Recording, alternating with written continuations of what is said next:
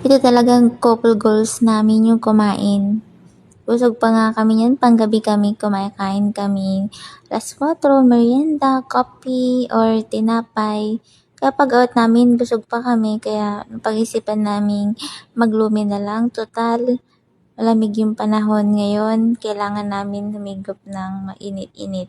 Pag nandito ka sa Batangas, sikat na sikat yung lomi. Pogi ng kasama ko.